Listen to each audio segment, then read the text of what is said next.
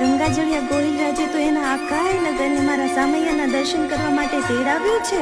લાગે છે કે આ રાજાને એની પ્રજા બહુ વાલી છે. એ હાલો માતાજી હાલો. ખોડલમાં ખોડે લેજો, કહેવાનું જે હોય તે કહેજો. માં, આ ભાવેણાના રાજા આતાભાઈ ગોહિલનું એક વેણ રાખજો.